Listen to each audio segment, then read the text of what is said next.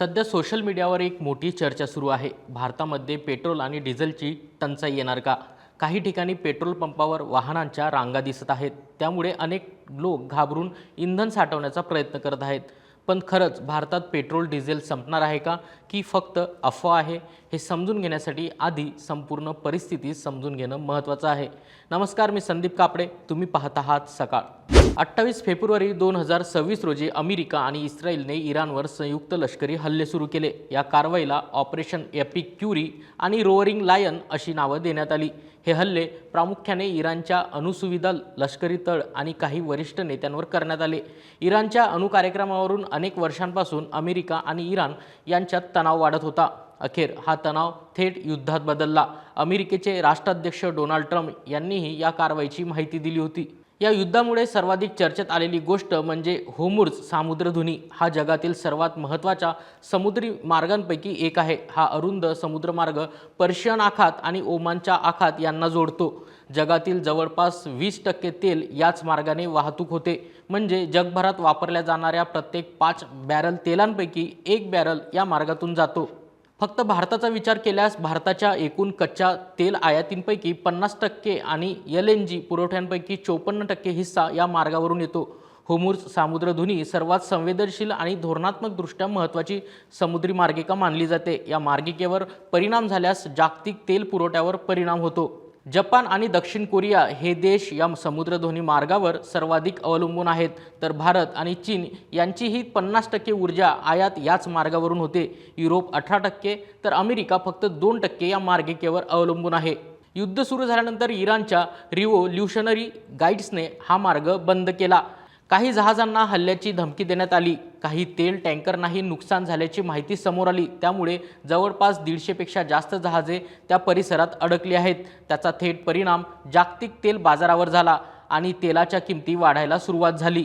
याचा भारतावर परिणाम होण्याची शक्यता आहे, कारण भारताला लागणाऱ्या तेलापैकी सुमारे 85 ते 88% तेल आयात करावं लागतं। त्यातील जवळपास 40 ते 50% तेल मध्य पूर्वेतून येते आणि त्यातील मोठा भाग होर्मुझ सामुद्रधुनीतूनच भारतात पोहोचतो। त्यामुळे हा मार्ग दीर्घकाळ बंद राहिला तर भारताच्या तेल पुरवठ्यावर दबाव येऊ शकतो। त्याचा परिणाम रुपयाच्या किमतीवर, महागाईवर आणि शेअर बाजारावरही दिसू शकतो।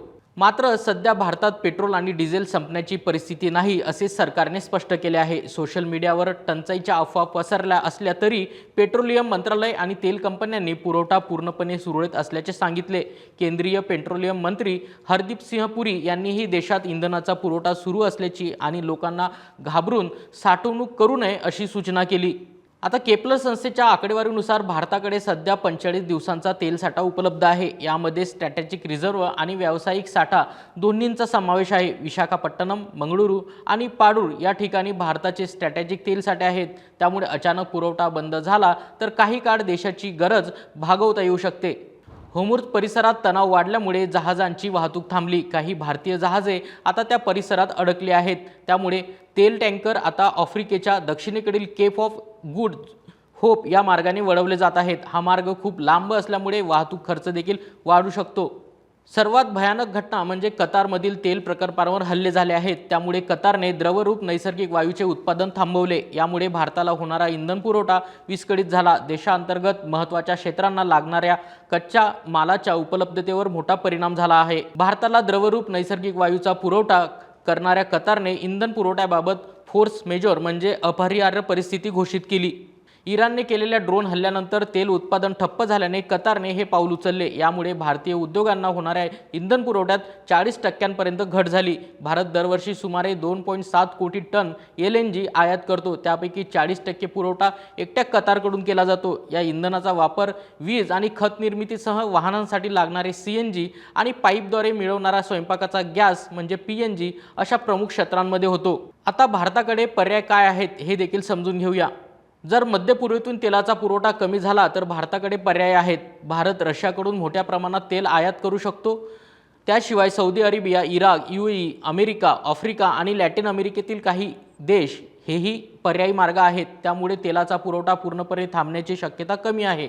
मात्र जागतिक बाजारात तेलाच्या किमती वाढल्यामुळे भारतात पेट्रोल आणि डिझेलच्या दरांवर दबाव येऊ शकतो। जर युद्ध दीर्घकाळ चालले आणि होर्मुझ समुद्रधुनी बंद राहिली तर आंतरराष्ट्रीय बाजारात तेलाच्या किमती $100 प्रति बॅरलपेक्षा जास्त जाऊ शकते। सध्या सर्वसामान्य नागरिकांना घाबरण्याची गरज नाही. सर्वात महत्त्वाचं म्हणजे घाबरून इंधन साठवण्याचा प्रयत्न करू नये. असे केल्यानेच कृत्रिम टंचाई निर्माण होऊ शकते. सरकारने पुरवठा सुरळीत असल्याची हमी दिली आहे, त्यामुळे नेहमीप्रमाणे गरजेपुरतेच इंधन घ्यावे. एकूण पाहता सध्याची परिस्थितीत भारतात तात्काळ पेट्रोल डिझेल संपण्याची शक्यता नाही. मात्र मध्य पूर्वेतील परिस्थिती दीर्घकाळ तणावपूर्ण राहिली तर जागतिक तेल बाजारावर मोठा परिणाम होऊ शकतो आणि त्याचा परिणाम भारतावरही दिसू शकतो. तुम्हाला काय वाटतं, खरंच भारतात पेट्रोल डिझेल टंचाई येऊ शकते का? सरकार परिस्थिती हाताळू शकते का? तुमचं मत काय आहे? पेट्रोल डिझेलचे दर पुढच्या काही दिवसात वाढतील असं तुम्हाला वाटतं का? आम्हाला कमेंट बॉक्समध्ये नक्की सांगा. महाराष्ट्रातील सर्व बातम्यांचे विश्वासार्ह व्यासपीठ. सकाळच्या सर्व सोशल मीडिया प्लॅटफॉर्मला लाईक, फॉलो आणि सबस्क्राईब करा. तसंच सर्व नोटिफिकेशनसाठी बेल आयकॉन प्रेस करायला विसरू नका.